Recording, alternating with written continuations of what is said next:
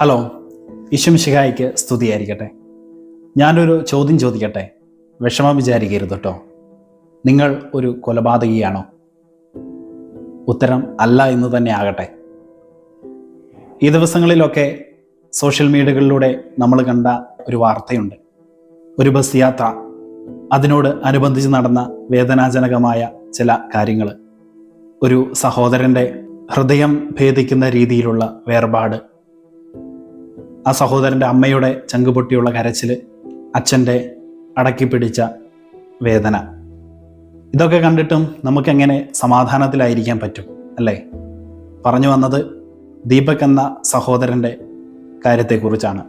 ഇനി വീണ്ടും ഞാൻ ആ ചോദ്യം ഒന്നുകൂടി ചോദിക്കട്ടെ, നമ്മൾ കൊലപാതകികളാണോ? നിർഭാഗ്യവശാൽ ചിലപ്പോഴൊക്കെ നമ്മൾ അങ്ങനെയായി തീരാറുണ്ട്. സൗത്ത് കൊറിയൻ ഫിലോസഫറായിട്ടുള്ള ബ്യൂങ് ചുൽ ഹാൻ, അദ്ദേഹം പറഞ്ഞൊരു വാക്കുണ്ട്, we communicate ourselves to death. നമ്മൾ മരണത്തിന് കമ്മ്യൂണിക്കേറ്റ് ചെയ്യുന്നു എന്ന്. പല വീഡിയോകൾക്കിടുന്ന കമൻറ്റുകളും പല വീഡിയോകളും നമ്മൾ പുറത്തുവിടുമ്പോൾ അത് പക്ഷേ മറ്റൊരാളുടെ ജീവൻ ഹനിക്കുന്ന രീതിയിലായി തീരാറുണ്ടോ? നമ്മൾ പരിശോധിക്കേണ്ടിയിരിക്കുന്നു. സെമിനാരിയിൽ പഠിക്കുന്ന കാലത്ത് ഞങ്ങളുടെ ഗുരുവച്ചന്മാർ പറയാറുണ്ട്, നിങ്ങളൊരു കാര്യം ചെയ്യാൻ തീരുമാനമെടുക്കുമ്പോൾ 2 തവണ അല്ലെങ്കിൽ 3 തവണ അതേപ്പറ്റി ആലോചിച്ച ശേഷമേ അത് ചെയ്യാൻ പാടുള്ളൂ എന്നാണ്. ഇന്ന് നമ്മളൊരു വീഡിയോ പോസ്റ്റ് ചെയ്യുമ്പോൾ അല്ലെങ്കിൽ ഒരു വീഡിയോയ്ക്ക് കമൻ്റ് ഇടുമ്പോൾ നമ്മൾ എത്ര തവണ ആലോചിക്കാറുണ്ട്?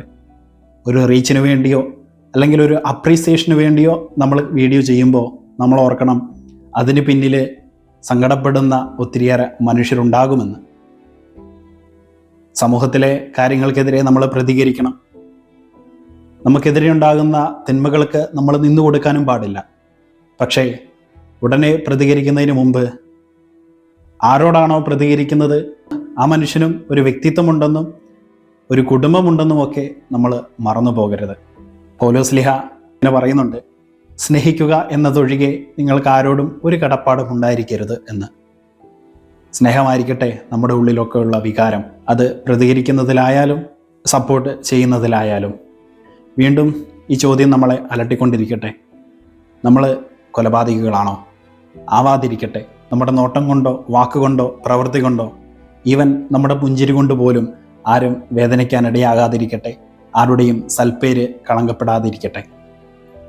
ഈശോയുടെ സ്നേഹം നമ്മളെ ഇനിയും ഗാഢമായി പുൽകട്ടെ.